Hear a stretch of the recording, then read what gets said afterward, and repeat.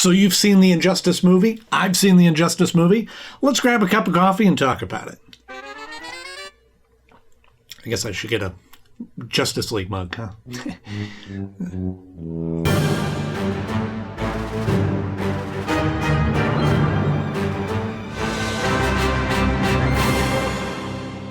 Hello friends, welcome back to the show. So glad to see you all once again. And today we're going to be talking about the movie Injustice, which I just recently watched, and full disclosure, I've never played the game. I'm in a nightmare. So these are my thoughts straight from the movie, straight to you. And with that, let's jump into it.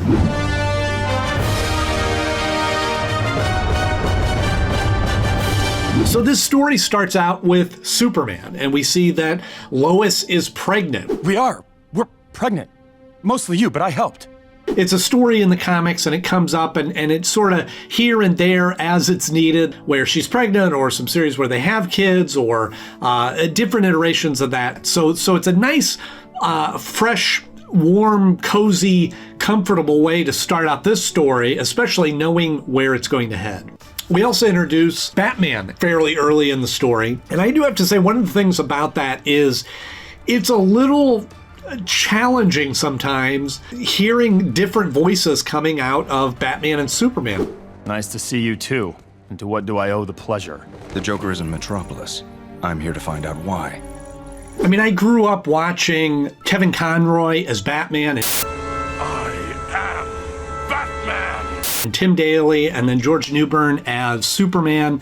Well, Lois, the truth is, I'm actually Superman in disguise. What we have here is a rare opportunity for me to cut loose. When I read comic books now, I hear their voices. And so anytime we see a movie, especially when it's in this kind of DCAU world, it takes a little bit to get used to it. And there's been some terrific actors that have played Batman and Superman over the years, voice actors especially. You're ruling through intimidation and murder. You're just another criminal. Thanks, Ma. Pa and I just want to get the tractor up on blocks. The kind of momentum into this story is we have Joker in Metropolis. And that's a story we've seen in some of the crossovers with Superman, the animated series. Joker. Lexi, old kid. All this feels very familiar. And then something wild happens. There's going to be spoilers throughout this video, so if you're looking for this video just to see whether you should watch the movie or not, this isn't the review for you. Jimmy gets killed right up at the beginning. Just one more. Jimmy! And Lois is gone, taken by the Joker, and all of this happens in the first 10 minutes. Oh, and then Flash dies, like right at the 10-minute mark. It really hits the ground running in the first 10 minutes, and I love it when stories do that. I need as many of you as we can spare in Metropolis. One of the things that I really enjoy about the animated movie universe is we get to see different designs, and we get to see, sometimes when you watch some of the series, love it or hate it, you go, well, I'm not crazy about that design, but I guess that's what we're going to have for this. And even when they do a new series, like you go from Batman, the animated series, to the New Adventures of Batman, New Batman Adventure, whatever that is, the design's a little different, but not crazy different. Hobby now that old Charlie's... Well, that was a complete fiasco. I love all the character designs in this. So we start off with a great story, and it's fun to look at. It's a very well animated movie, great pacing, and now we lead into the next big spoiler. You took his wife. You took his unborn child. And his city. I think this is one of the most creative schemes that Joker has come up with. In my recollection of Joker stories. Where is she? This one introduces this idea of what happens when the heroes have no time to process what just happened. Batman finds out what was going on. He had to just do something to try to get word to Superman to go, Whatever you're seeing, it's not real. Meanwhile, with all this going on, we have Harley Quinn right there beside Joker's side. As somebody who grew up with Batman the Animated Series, and I was there episode by episode as it was coming out, and she was introduced as just a henchman or another thug, a unique thug. My boss likes me to wear a smile to work. She never really caught my attention as a kid. You know, I liked her stories, I liked what she did, but as a supporting character always seemed to make sense. And then she kind of got her own featured episode and partnered with Poison Ivy and all that. You can see all my reviews for those if you go back and watch some of my older videos. I feel like she gets a little overused and is a little not necessary. I don't think the story would fall apart. It would still pretty much be exactly what it was. You suck. We also get to see evil Superman with a beard, which I thought was a kind of a nice little nod back to the Superman 2? No, 2 is... Yeah, I think that's Superman 3 where he becomes evil. Superman 2 is with the General Zod and all that. But we get to see Superman with a beard, which is just funny. As somebody who has a beard for the better part of the last 10 years now, I kind of resent that beards make somebody evil. We see Plastic Man. He gets brought in as we see the Justice League, and he's really not utilized enough. There's some fun to be had with him and bring some levity to that. Hey, look! I found the key.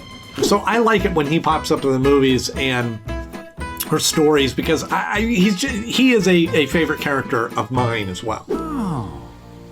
Okay. Now, this movie also brings in another plot that we've seen come up here and there is the Justice League, the idea of the Justice League becoming world police. All hostilities will stop, or I will stop them. No one has the right to take innocent lives. And it's an interesting story. If Superman was to make that decision and go, okay, I'm now the judge and jury of crime throughout the world, how would you stop it? What do you propose, Bob? Now we're at a point in the movie where we introduce another idea that I really love is this villains bar, you know, this hangout of all the villains where they can cut loose. And I love that idea, and it pops up here and there, and they did a little bit of it again in the Harley Quinn animated series. And I think that could be a sitcom in itself. What'll it be, boys? Arnold Palmer. Cherry cola. Decaf soy latte. Milk. My ulcer's been acting up. We also see the Mirror Master, another villain that doesn't get enough credit, and he's such a unique villain to be able to use the mirrors and reflection and the mirror world and all that. Time to talk. Personal space, Your Highness. Now, why don't you walk out of here and do it slow? Something else that I love is the detail of the animation, that we go into the Batcave and just the level of detail to show kind of background. There's no mention of it in the story or anything, but it's just the care taken with the depth of the animation to see the old Batman and Robin costumes just on display back there. And you see from the animated series and some of the other ones from the comic books. Watch your feet. I really think that some of the best stories in comic books and fiction stories in general have that moral dilemma. Knowing what's right and needing to do what's right, especially when it's a character like Superman dealing with that what would it take to push them over to the edge to not do this? And I love how this story sort of splits the team. And it builds a greater conflict by having some of the members of the team going this way, some of the members going this way, especially when you have Robin and Batman and father and son. Have you ever considered for a single second that you might be wrong, Father? Well, have you? We see this big fight at Arkham, and we see, heroes and villains open it up and the gates and everybody's just fighting.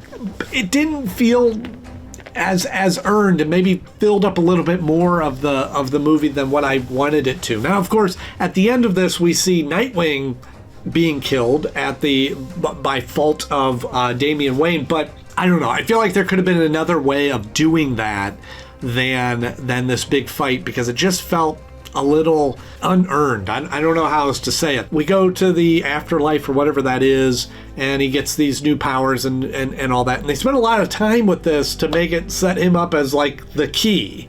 So as we go through the movie, let's see if it actually falls into that way. But there is a nice little joke about the wardrobe.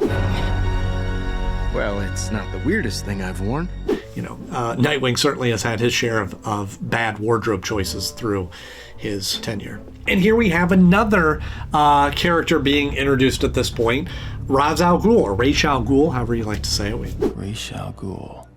This seems like a logical pairing now that we have the Superman kind of mirroring this aspect of Ra's al Ghul of like, okay, this is how we solve wrongs in the world, is eliminate people that are doing wrong. I wanted to destroy Gotham so I could renew it.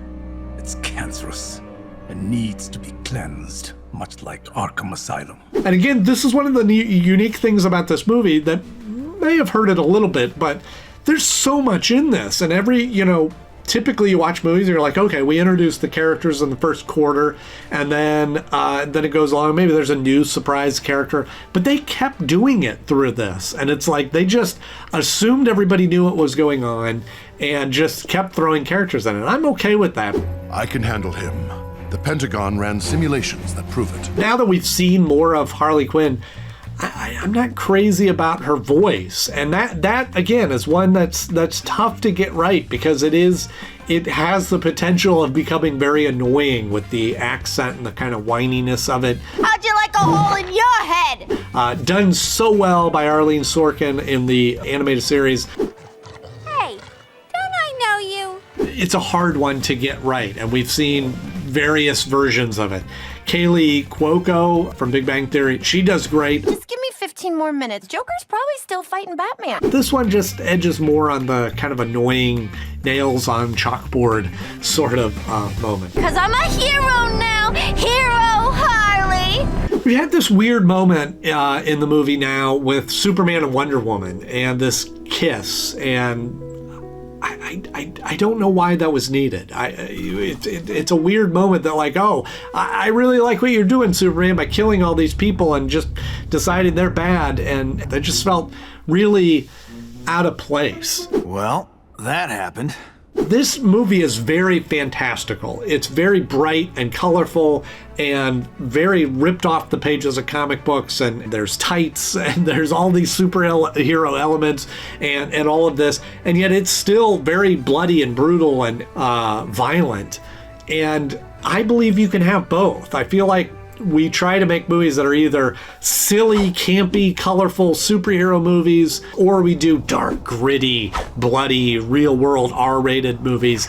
And I think there's a version where you can do both, and here's an animated movie that did both successfully, in my opinion. Yes! And now we have Plastic Man's time to shine, which I love that. Again, I thought it was just a little one-off having him in the beginning, a little joke, but now he becomes an integral part of the story.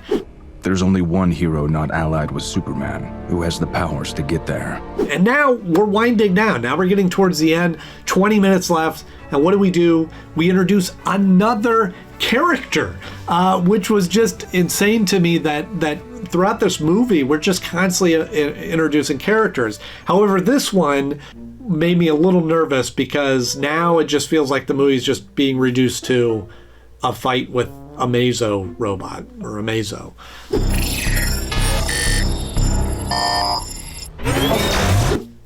I was watching this scene play out and going, this isn't what it's gonna turn into, is it? Because now it just feels like, oh, okay, well, we all gotta come together to defeat this robot, and now it just turns into that monster movie thing.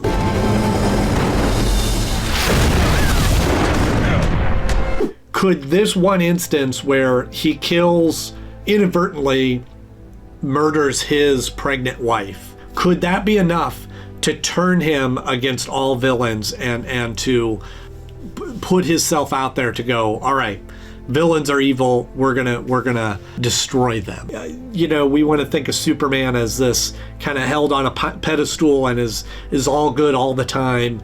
It's a little bit of a leap to go, oh, this is what it takes, and now he becomes evil. Then we have Deadwing, which I think that's what they called him.